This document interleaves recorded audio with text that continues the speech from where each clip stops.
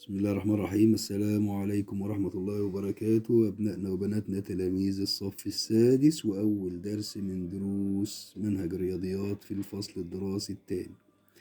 زي ما احنا شايفين في العنوان بتاعنا كده عندنا حاجة اسمها مجموعة الأعداد الصحيحة.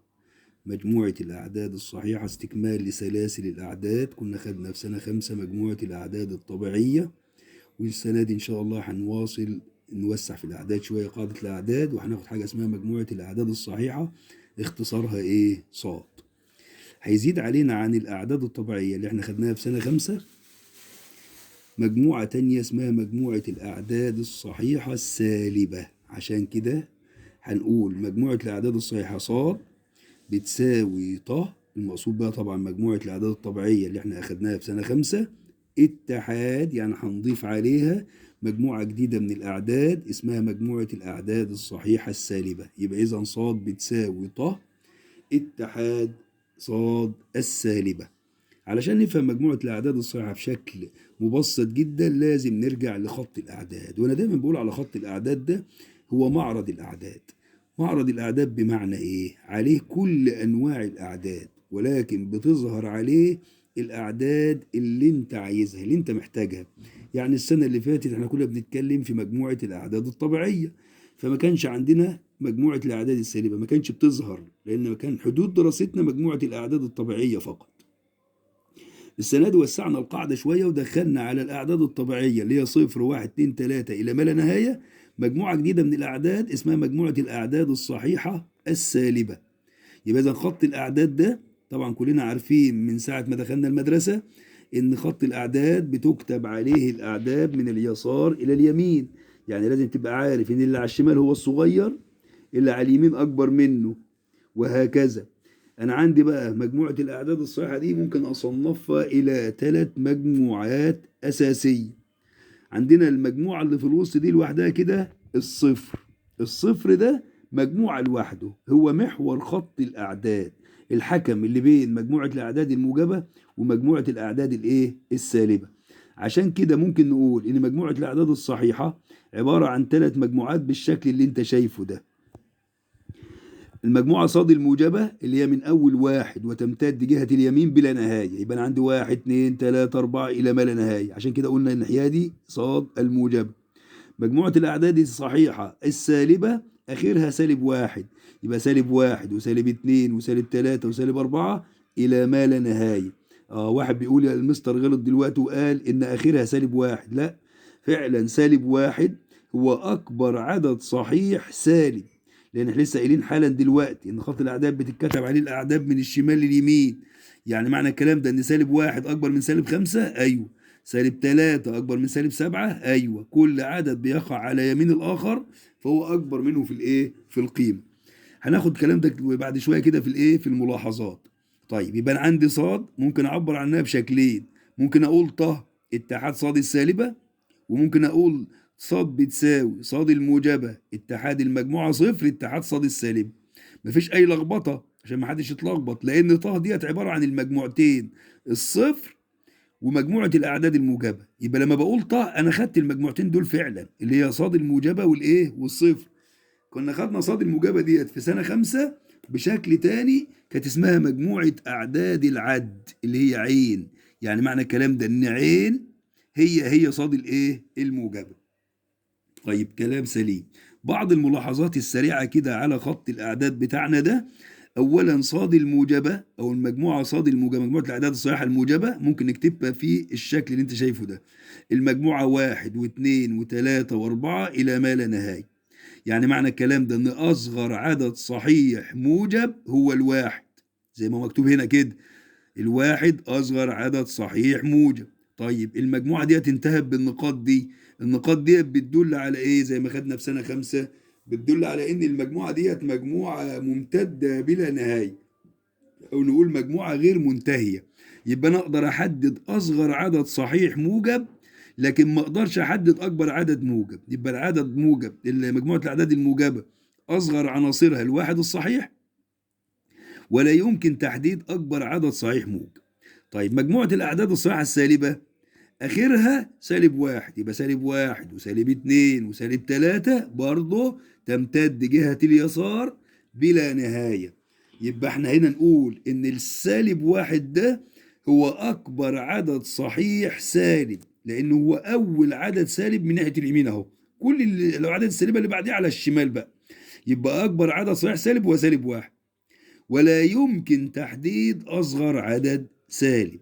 معلومة مهمة جدا كمان إن العدد صفر ده هو عدد صحيح، ولكن ليس سالبا وليس موجبا. يبقى خطأ كبير جدا إن احنا نقول سالب صفر أو نقول موجب صفر، لأن الصفر ده ليس سالبا وليس موجبا. طيب، هنا هنتكلم عن حاجة جديدة علينا برضو اسمها القيمة المطلقة للعدد الصحيح. ما المقصود بالقيمة المطلقة للعدد الصحيح؟ القيمة المطلقة للعدد الصحيح س مثلا هي المسافة من العدد الصحيح س إلى نقطة الصفر، اللي احنا زي ما اتفقنا محور خط الأعداد. طيب، لو أنا عايز أجيب المسافة بين التلاتة والصفر همشي كام خطوة؟ كام مسافة بين التلاتة والصفر؟ التلاتة عندنا اهي، عشان نروح للصفر هنمشي 3 مسافات، ادي مسافة وادي التانية وادي التالتة. يبقى اذا المسافة بين العدد 3 والصفر 3. كلام جميل. طب تعال بقى نشوف الناحية التانية. لو انا عايز امشي من اول -3 لغاية ما اروح للصفر هنمشي كام مسافة؟ هنمشي برضو 3 مسافات، ادي مسافة وادي التانية وادي التالتة، يبقى برضو 3. واضح هنا ايه بقى؟ ان القيمة المطلقة دايما بتطلع بصورة موجبة، يعني ما ينفعش القيمة المطلقة تطلع بالعدد السالب. بنعبر عن القيمة المطلقة دي رمزيا ازاي؟ بالاقواس المفتوحة اللي قدامك دي. يبقى الاقواس ديت انت تقراها القيمة المطلقة لسالب 4. يعني ايه بقى المعنى بتاعها عشان تبقى فاهم؟ يعني المسافة من اول -4 لغاية ما اروح للصفر. عشان امشي من -4 للصفر همشي كام خطوة؟ همشي 4. يبقى القيمة المطلقة لسالب 4 بتساوي 4. يبقى الأقواس بتاعت القيمة المطلقة دي بتخلصنا من الإيه؟ من الإشارة السالبة. طب القيمة المطلقة ل5 برضه ب5. يبقى إذا سواء العدد السالب جوه القيمة المطلقة أو العدد موجب جوه القيمة المطلقة بيطلعوا دايما بالصور الإيه؟ الموجبة. طيب، سالب القيمة المطلقة لسالب 3 دي بقى الحالة الوحيدة ان القياس بتاع العدد او القيمة المطلقة بتاعته بتطلع بالايه؟ بالسالب. نكتب السالب لان الاقواس دي تحكم على اللي جوه، هتخلصني من الاشارة السالب اللي جوه دي، لكن ملهاش حكم على اللي بره دي. يبقى السالب ده هيطلع زي ما هو، وبعدين -3 ده هتطلع ب3. يبقى القيمة المطلقة بتطلع بالموجب على طول الا في حالة واحدة بس، اذا كانت الاشارة السالبة خارج الايه؟ الاقواس. مثالين لذاذ جدا. بيقول إذا كان القيمة المطلقة للعدد س، وطبعا س ديت قيمة مجهولة عايزين نستنتجها. إذا كان القيمة المطلقة للعدد س بتساوي 3، تبقى س بكام؟ ها تعال بقى نفكر مع بعض شوية كده. الواد الشاطر قال تنفع في الصورتين سواء بالموجب أو بالسالب. يبقى س هنا ينفع تكون بسالب 3، وينفع برضو تكون ب3، لأن لو حطينا -3 جوه الأقواس هتطلع ب3، ولو حطينا 3 جوه الاقواس برضه هتطلع ب3. يبقى اذا كان المجهول او الرمز بتاعنا داخل القيمه المطلقه يبقى ينفع يكون بالموجب او ايه؟ او بالسالب.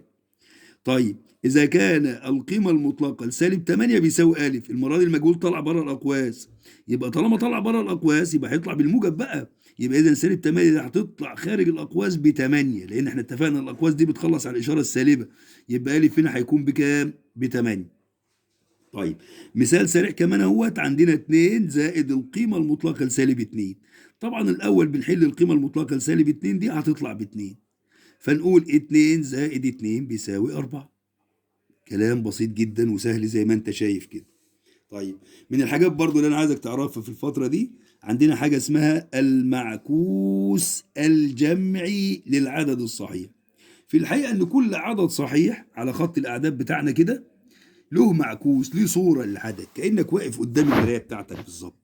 لو احنا اعتبرنا ان الصفر ده هو المراية، الصفر ده هو المراية، اي عدد واقف الناحية ده هتبقى صورته كده، واي عدد واقف الناحية ده هتبقى صورته الناحية التانية. يبقى الاتنين دي الصورة بتاعتها -2، بس مش هنقول بقى الصورة بتاعتها، هنقول المعكوس بتاعها، لان حتى المراية بتاعتنا ديت هي مجرد عاكس للأشعة الساقطة عليها. يبقى اذا الاتنين الصورة بتاعتها -2، عشان كده هنقول المعكوس الجمعي للعدد 3. التلاتة اهي المعكوس بتاعها او الصوره بتاعتها هتبقى ايه؟ ايوه بالظبط كده، سالب 3. يبقى 3 معكوس سالب 3. ولازم هنا تكون حريص انك ما تكتبش 3 بتساوي سالب 3، لان دي قيمه مختلفه عن دي.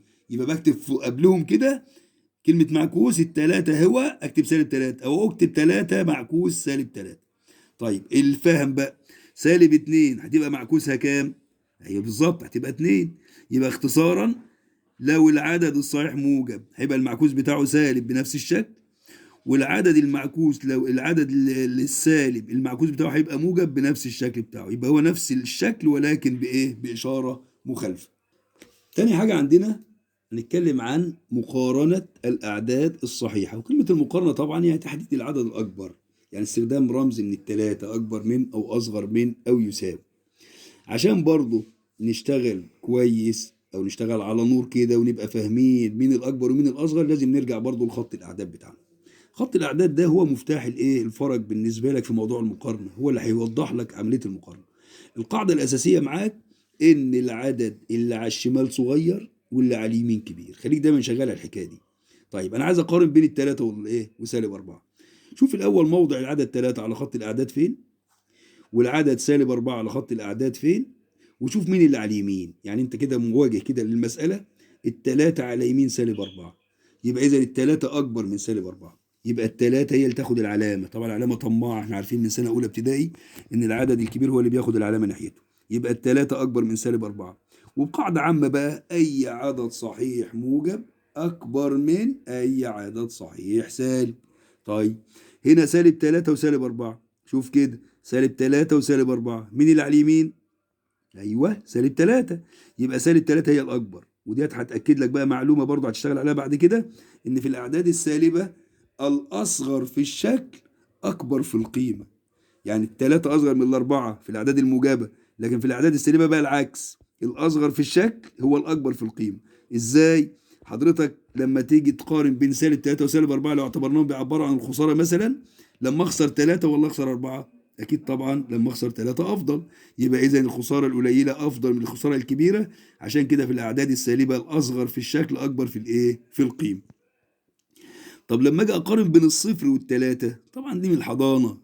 طبعا ادي الصفر وادي الثلاثه، الثلاثه على يمين الصفر، يبقى الثلاثه هي الكبيره.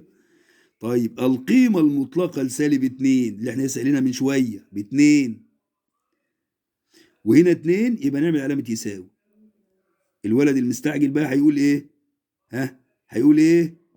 هيقول ان الاتنين اكبر، وده كلام غلط، لان هو ما جابش الاول القيمه بتاعه القيمه المطلقه سالب 2. نتيجه سالب 2 في القيمه المطلقه تطلع ب 2 الاول، وبعد كده ايه؟ اقارن.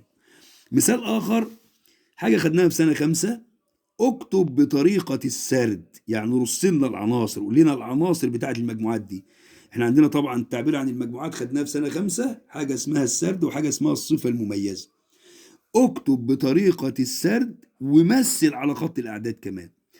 دي مجموعة مكتوبة بطريقة الصفة المميزة. تعال نفتكر كده ازاي بنقراها مع بعض. المجموعة أ بتساوي س حيث س تنتمي لصاد. خلي بالك س هنا هو رمز للعناصر أو أحد العناصر اللي أنت هتكتبها، اللي أنت هتستنتجها. يبقى س حيث س تنتمي لصاد، يعني كل العناصر اللي حضرتك تكتبها لازم تكون عناصر إيه؟ صحيحة. يبقى س حيث س تنتمي لصاد. ها؟ وإيه كمان بقى؟ خلي بالك لما يكون عندك علامتين مقارنة اقرا من النص كده. وس أكبر من أو يساوي سالب 4 وأصغر من 1. لازم تتعود تقرا المسائل بشكل كويس. تعال نقرا مع بعض تاني. المجموعة أ بتساوي س حيث س تنتمي لصاد. الجزء ده مهم لأنه بيحدد لك العناصر تجيبها منين، كأن كده باباك بيبعتك مشوار وبيحدد لك المكان اللي تشتري منه. فلما يقول لك س تنتمي لصاد، يبقى العنصر اللي أنت هتجيبه لازم يكون عدد صحيح. س حيث س تنتمي لصاد فاصلة، بنقراها زي علامة زي حرف الواو كده. وس أكبر من أو يساوي سالب 4 وأصغر من 1. الأول تعال نقول العناصر مع بعض. لما يقول س أكبر من أو يساوي سالب 4، يبقى أنا هاخد سالب 4. طالما في علامة يساوي مع العلامة دي، يبقى أنا هبدأ بالعنصر المكتوب اللي هو سالب 4. يبقى ده أول العناصر بتاعتنا. وهتجه جهة الأعداد الموجبة. ليه؟ لأنه يقول لك بقى إيه؟ وس أصغر من سالب 1، يبقى أنا هبدأ من سالب 4 واتجه جهة الأعداد الموجبة. أيوه، يبقى أنا هبدأ بقى من أول سالب 4 وسالب 3 وسالب 2 وسالب 1 وصفر. ليه مش هناخد الواحد؟ لأنه ما قاليش يساوي، ده قال لي وسين أصغر من الواحد، يبقى مش من حقك تاخد الواحد. يبقى أنت معاك سالب 4 وسالب 3 وسالب 2 وسالب 1 وصفر وتقفل. ولاحظ إن ديت مجموعة منتهية. يعني إيه مجموعة منتهية؟ يعني عناصرها محددة، أقدر أعد العناصر بتاعتها. طيب تعالى بقى نقول مع بعض كده، احنا جبنا العناصر، عايزين نقول العناصر ديت بقى نبينها على خط الأعداد. كلمة مثل على خط الأعداد يعني حضرتك تبين العناصر دي على الخط. خط الأعداد طبعا بالمسطرة بتاعتنا كده، ونحدد الايه المسافات عن طريق السنتيمترات بتاعة المسطرة بالشكل ده عشان يبقى الشكل العام مقبول. ونبدأ نكتب مجموعة من الأعداد السالبة ومجموعة من الأعداد الموجبة، بكتر بقى في الحاجة اللي أنا عايزها في الإيه في المسألة بتاعتي. طبعا واضح هنا ان الاعداد السالبه هي اللي ايه المسيطره على الموقف، فعشان كده كترنا الاعداد السالبه. ادي الصفر، خدنا واحد واثنين اعداد موجبه، رحنا على الشمال بقى سالب واحد سالب اتنين سالب تلاته سالب اربعه سالب خمسه. اول عنصر معانا في المجموعه سالب اربعه، هنروح عند سالب اربعه دي ونطلع اشاره كده اللي احنا معانا سالب اربعه دي، ومعانا سالب تلاته ومعانا سالب اتنين بالشكل ده زي ما انت شايف، ومعانا سالب واحد ومعانا صفر. وبالمسطره بتاعتك بهدوء هتوصل الاشارات دي كلها ببعضها كده، يبقى انت شاورت له على العناصر بتاعه المجموعه. ادي المجموعه بطريقه السرد، وادي التمثيل بتاعها على خط الاعداد. طيب مثال كمان، المجموعه ب بتساوي، نقول بقى مع بعض كلنا كده، ها، س حيث س تنتمي لصاد. س حيث س تنتمي لصاد، النقطتين دول بنقول عليهم حيث.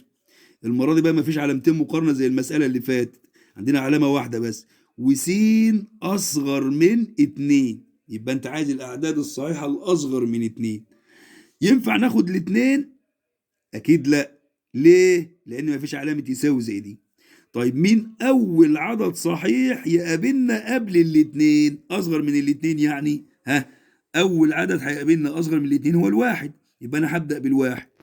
وهتجه جهة الأعداد بقى الإيه؟ السالبة. يبقى أنا هاخد الواحد وبعدين الصفر وبعدين سالب واحد وبعدين سالب اتنين. ده احنا مش هنخلص النهارده، فبنعمل علامة كده ونعمل مجموعة من النقاط تدل على إن المجموعة بتاعتنا مجموعة غير منتهية. طيب دي مجموعة بطريقة السرد، يبقى دي مجموعة منتهية ودي مجموعة غير منتهية. لما مثلنا المجموعة المنتهية على خط الأعداد كانت بالشكل ده. طب لما حاجة أمثل المجموعة دي على خط الأعداد هنعمل إزاي؟ هنبدأ نفس البداية اللي عملناها فوق. أول عنصر معانا واحد أهو، ومعانا صفر أهو، ومعانا سالب واحد، ومعانا سالب اتنين، وأكيد معانا سالب تلاتة وسالب أربعة وسالب خمسة، مش هنخلص. فلما بنيجي نرسم بقى الخط بتاعنا بنعمل خط بالشكل ده ونطول الخط بتاعنا شوية ونعمل سهم مفتوح جهة الأعداد السالبة، كأنك عايز تقول له كده إن كل الأعداد اللي جاية الناحية دي أصغر من العدد اتنين. يبقى دي مجموعة منتهية ما فيهاش أسهم زي ما أنت شايف كده، دي مجموعة غير منتهية عملنا السهم في الاتجاه اللي إحنا محتاجينه. يبقى ده تمثيل المجموعة المنتهية وده تمثيل المجموعة الغير منتهية. واحد من الأسئلة الظريفة جدا، اكتب العدد الصحيح السابق والعدد الصحيح التالي لكل من، جاب لي مجموعة أعداد، أربع أعداد بالتحديد أهم، وعايزك تكتب العدد السابق والعدد التالي. طبعا العدد السابق يعني العدد الأصغر، السابق يعني على الشمال، لسه قايلين من شوية العدد اللي على الشمال بيبقى أصغر، تمام؟ يبقى العدد الصحيح السابق يعني العدد الصغير. فلما تيجي تكتب العدد اللي بيسبق ال 33 على خط الأعداد يعني العدد الأصغر من 33، فنكتب إيه؟ نكتب طبعا 32. يبقى العدد السابق ل 33 هو 32. طب العدد التالي بقى يعني العدد الأكبر من 33 اللي هو الكام؟ اللي هو 34. يبقى إذا العدد 33 ده بينحصر بين عددين 32 و 34. العدد سالب واحد اللي هو ده مين اللي بيسبقه؟ اللي بيسبقه اللي على شماله اللي هو سالب اتنين، يبقى الأصغر من سالب واحد سالب اتنين. طب التالي يعني اللي بيجي بعد سالب واحد اللي على يمين سالب واحد العدد صفر، يبقى إذا برضه سالب واحد بينحصر بين سالب اتنين وصفر، موجود بين سالب اتنين وصفر، الأصغر منه سالب اتنين والأكبر منه إيه؟ صفر. السؤالين التانيين برضه عايزين العدد السابق لسالب خمسة، س ديت اختصار كلمة سابق، اللي بيسبق سالب خمسة سالب ستة، اوعى تلخبط بقى، واللي أكبر من سالب خمسة سالب أربعة، لأن احنا قلنا من شوية في الأعداد السالبة الأصغر في الشكل أكبر في القيمة. طب العدد صفر مين اللي بيسبقه؟ مين اللي على شماله؟ مين اللي أصغر منه؟ سالب واحد. ومين الأكبر منه؟ العدد واحد. طيب آخر سؤال معانا في الحلقة دي، أكمل العدد الصحيح السابق مباشرة للعدد سالب خمسة، لسه مجاوبينها حالا قدامك أهو. يبقى الأكبر السابق للسالب خمسة يعني الأصغر من سالب خمسة، يبقى أكيد طبعا سالب ستة. هنا بيقول لك معكوس العدد القيمة المطلقة لسالب اتنين، زي ما قلنا في المثال اللي بتاع الجمع من شوية، لازم لما نيجي نجيب المعكوس لقيمة مطلقة نجيب قيمتها الأول. القيمة المطلقة لسالب اتنين اتنين، طب هو بيقول معكوس العدد اتنين، هو بقى عدد موجب، يبقى المعكوس بتاعه هيبقى بالسالب، يبقى هو سالب اتنين. طيب سؤال من الأسئلة الإيه اللي عايزة سرعة بديهة، عدد الأعداد الصحيحة المحصورة الموجودة بين سالب اتنين وأربعة، عدد الأعداد الصحيحة المحصورة بين سالب اتنين واتنين، عدد الأعداد الصحيحة المحصورة بين سالب اتنين واتنين. تعال نشوف على خط الأعداد كده، آدي سالب اتنين وآدي اتنين، تعال نشوف بقى كام عدد صحيح موجود بينهم. ها عد معايا كده، ادي واحد اتنين تلاتة، يبقى انا عندي الموجود بين سالب اتنين واتنين تلات اعداد. طب انا اكتب له بقى سالب واحد وصفر وواحد؟ لا، انت بتكتب له عددهم كام. افهم السؤال، عدد الاعداد الصحيحة، هو عايز عددهم كام عدد يعني، يبقى المحصور بين سالب اتنين واتنين تلات اعداد بس، زي ما احنا قلنا دلوقتي، اللي هم مين؟ سالب واحد وصفر وواحد. وان شاء الله كده ربنا يحيينا كده ون ايه نتقابل مع بعض في حصة جديدة ان شاء الله.